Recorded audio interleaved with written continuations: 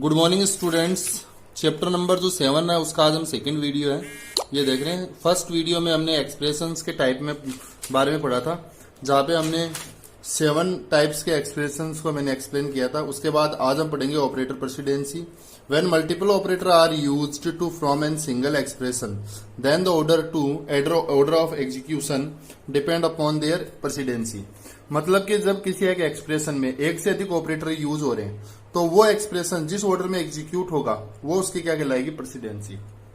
Suppose कीजिए किसी expression में इनटू और प्लस आ जाए, तो अब आप पहले इनटू करेंगे फिर आप प्लस करेंगे, क्योंकि ये बोर्ड मास का नियम है। तो वैसे ही यहां पर भी जब किसी एक्सप्रेशन में मल्टीपल ऑपरेटर्स यूज हो रहे हैं तो वो उन ऑपरेटर्स में पहले कौन सा ऑपरेटर सॉल्व होगा फिर कौन सा होगा वो उसकी प्रेसिडेंसी पे डिपेंड करता है। अगला है ऑपरेटर एसोसिएटिविटी।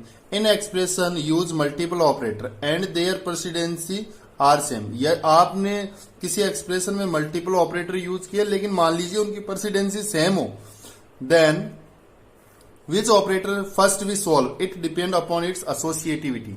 यानी कि जब आपने एक्सप्रेशन राइट किया उसमें आपने एक से अधिक ऑपरेटर तो यूज किया बट उन ऑपरेटर्स की क्या प्रेसिडेंसी सेम है। अब प्लस और सपोज कीजिए माइनस एक साथ आ गए, अब इन दोनों की प्रेसिडेंसी होती है सेम। तो वो जिस ऑर्डर में जिस साइड से जिस ऑर्डर में लेफ्ट टू राइट होंगे या राइट टू लेफ्ट होंगे वो जो ऑर्डर होगा जिसमें वो एग्जीक्यूट होंगे उसे हम ऑपरेटर एसोसिएटिविटी कहेंगे। इन दोनों में से एक क्वेश्चन एग्जाम में आता है। यहाँ पे एक टेबल बनाई हुई है आपके सामने शो की गई है। इस टेबल में हमने सभी ऑपरेटर्स और उनकी जो एसोसिएटिविटी है वो हमने यहाँ एक्सप्लेन की है। यहाँ ऑपरेटर प्रेसिडेंसी को भी शो किया है। उसके बाद अगला जो हमारा पॉइंट है इस चैप्टर का वो है कंट्रोल स्टेटमेंट या स्ट्रक्चर। कंट्रोल स्टेटमेंट या स्ट्रक्चर को यूज किया जाता है प्रोग्राम के फ्लो को कंट्रोल करने के लिए, जिसमें सबसे पहले हमारा आता है सीक्वेंस स्टेटमेंट। सीक्वेंस स्टेटमेंट में क्या होता है, all the statements execute line by line. यानी सीक्वेंस स्टेटमेंट में हमने जो भी स्टेटमेंट राइट किए हैं वो वन बाय वन एक के बाद एक लगातार कंटिन्यूअसली एग्जीक्यूट होंगे। यहाँ कोई कंडीशन चेक होने का या कोई लूपिंग सिस्टम नहीं होता। ये नॉर्मल स्टेटमेंट्स होते हैं जो वन बाय वन क्या होते हैं, एग्जीक्यूट होते हैं। तो हम इनको सीक्वेंस स्टेटमेंट बोलते हैं। अगला है selection statement. Selection statement is used for decision making and branching. Decision making और ब्रांचिंग में सिलेक्शन स्टेटमेंट का यूज होता है। सिलेक्शन स्टेटमेंट के अंदर जैसे if else, nested if else है, लेडर इफ एल्स है, स्विच केस है, इनका यूज होता है जो डिसीजन मेकिंग के लिए यूज किया जाता है। यहाँ पे इफ एल्स के बारे में बताया गया है, it is used for checking a condition.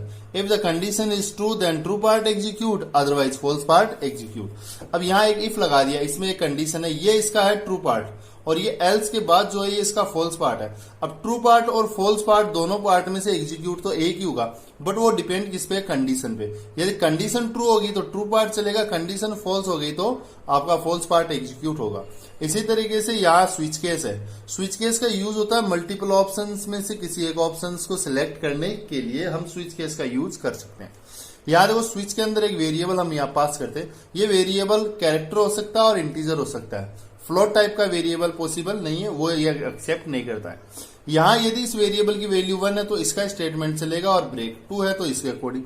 तो इस वेरिएबल के अकॉर्डिंग यहां हम मल्टीपल केसेस क्रिएट कर सकते हैं, अलग अलग केस बना सकते हैं, 1 2 3 जो भी है।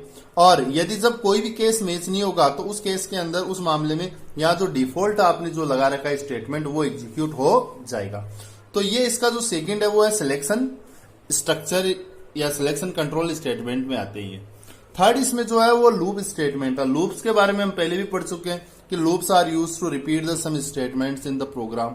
बार बार हम स्टेटमेंट, कोई भी लाइन, कोई भी स्टेटमेंट जिसको हम बार बार रिपीट करना चाहते हैं तो हम उसको लूप में डाल देते हैं। लूप उसको बार बार रिपीट करता है जब तक गिवन कंडीशन ट्रू रहती है तब तक। तो लूप कितने टाइप के होते हैं, 3 टाइप्स के लूप होते हैं, for loop, while loop and do while loop. सबसे पहले फॉर लूप का यहाँ सिंटेक्स दिया हुआ है। सबसे पहले इसमें इनिशियलाइजेशन है, फिर कंडीशन और फिर इंक्रीमेंट डिक्रीमेंट। मतलब इस लूप के 3 पार्ट हो गए, इनिशियलाइजेशन, कंडीशन और इंक्रीमेंट एंड डिक्रीमेंट। इनिशियलाइजेशन में हम किसी भी लूप काउंटर को उसके इनिशियल वैल्यू देंगे। यहाँ हम एक कंडीशन डिफाइन कर देंगे कि वो उस पर्टिकुलर कंडीशन तक रिपीट करेगा और यहाँ हर बार वैल्यू हम इंक्रीमेंट करेंगे ताकि ये कंडीशन फॉल्स हो जाए कभी ना कभी और लूप आपका स्टॉप हो जाए। यदि ये पार्ट नहीं लगाएंगे तो ये इन्फिनिट लूप हो जाएगा। लूप के लास्ट में आपको सेमीकोलन नहीं लगाना है। यदि आप यहाँ लगा देते हो गलती से तो इसको हम इनर लूप बोलते हैं। क्या बोलते हैं? Inner loop. अगला इसमें है while loop. While loop it is entry control loop, because इसमें फर्स्ट में कंडीशन चेक होती है। ये एंट्री कंट्रोल लूप है, काम इसका भी लाइनों को स्टेटमेंट रिपीट करना है बार बार में स्टेटमेंट्स को, बट इसको एंट्री कंट्रोल बोलेंगे क्योंकि यहाँ कंडीशन फर्स्ट में चेक है।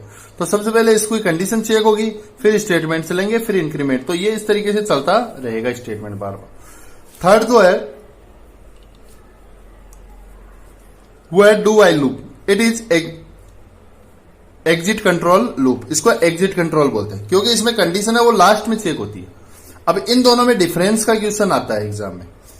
लास्ट में कंडीशन इसलिए चेक हो रही है क्योंकि ये हाँ सबसे पहले आ गया डू, स्मॉल लेटर होना चाहिए था, ये कैपिटल करेगा। डू स्टेटमेंट, फिर इंक्रीमेंट डिक्रीमेंट, फिर कंडीशन। अब इसमें ये अंतर है कि यदि कंडीशन फर्स्ट टाइम में कंडीशन फॉल्स होती है तो ये एक बार भी नहीं चलता है, बट ये तो एक बार तो एग्जीक्यूट होगा। तो ये, और इसमें एक और पॉइंट है वो है आपका scope resolution operator. A variable declare inside a block, it's called local variable. Local variable किसे कहते हैं, ये उसकी डेफिनेशन आ गई कि यदि आप कोई वेरिएबल किसी ब्लॉक के अंदर बनाते हैं तो उसको हम लोकल वेरिएबल कहेंगे। और यदि आपने कोई variable declare outside the block, यदि आपने कोई वेरिएबल ब्लॉक के बाहर आउटसाइड में डिक्लेयर किया, इट्स कॉल्ड ग्लोबल वेरिएबल, उसे हम ग्लोबल कहेंगे, ग्लोबल वेरिएबल। तो यहां लोकल और ग्लोबल वेरिएबल का कोई स्मॉल क्वेश्चन बन सकता है डेफिनेशन से related. In C, global variable can not be accessed within the inner block of the inner block if the block has a local variable with the same name. ये कह रहा है कि यदि आप ग्लोबल वेरिएबल को आप किसी ब्लॉक में यूज नहीं कर सकते, क्योंकि यदि उस ग्लोबल वेरिएबल का जो नाम है उसी नाम का लोकल वेरिएबल यदि किसी ब्लॉक में बना हुआ है तो आप उस ब्लॉक में उसको यूज नहीं कर सकते, क्योंकि दोनों का नाम क्या हो जाएगा, सेम हो जाएगा। The same name of global variable C++ resolve the problem by using the scope new operator is called scope resolution operator. यानी कि ग्लोबल वेरिएबल और लोकल वेरिएबल का नाम हो गया सेम। अब आप क्या कर रहे हो, उस ग्लोबल वेरिएबल को उस लोकल वेरिएबल वाले ब्लॉक में यूज करना चाहते हो, जबकि वहां पे उस ग्लोबल वेरिएबल का जो नाम है उसी नाम का लोकल वेरिएबल ऑलरेडी अवेलेबल है, तो आप उस ग्लोबल वेरिएबल को वहां यूज नहीं कर सकते क्योंकि दोनों का नाम सेम हो गया। अब इस मामले में यदि आपको ग्लोबल वेरिएबल को यूज करना ही है तो आप ग्लोबल वेरिएबल के नाम के पहले ये स्कोप रेजुलेशन ऑपरेटर है, इसका यूज करो। एग्जाम्पल देख सकते हैं, यहां पे मैंने एक इंटीजर x नाम का वेरिएबल बनाया 20, इसमें क्या है, इसकी वैल्यू इनिशियल वैल्यू 20 कर दी। अब ये x है, ये किसी ब्लॉक में नहीं बना हुआ, इस ब्लॉक के कहां बाहर बना हुआ है, तो ये ग्लोबल वेरिएबल है। जबकि इस ब्लॉक के अंदर एक x और बना हुआ है जिसकी वैल्यू है 10, ये लोकल वेरिएबल हो गया। अब इस लोकल वेरिएबल को इस ब्लॉक में हम कहीं पर भी यूज कर सकते हैं, बट इस ग्लोबल वेरिएबल को यहां यूज करना चाहते हैं तो उस ग्लोबल वेरिएबल के नाम के पहले यहां स्कोप रेजुलेशन ऑपरेटर लगाएंगे, तब तो ये वाला x में आएगा यानी 20 प्रिंट हो जाएगा। और यदि आप डायरेक्ट ही x कर देते हो तो फिर ये लोकल x को यूज करेगा यानी 10 प्रिंट होगा। तो ग्लोबल वेरिएबल को ब्लॉक के अंदर यूज करने के लिए अपन क्या करेंगे, इसका यूज करेंगे। इसी के साथ ये चैप्टर नंबर जो 7 है वो आपका कंप्लीट होता है। आई होप आपको समझ में आया होगा। फिर भी यदि कोई क्यूरी आपकी तो आप कमेंट करके पूछ सकते हैं। Thanks for watching video.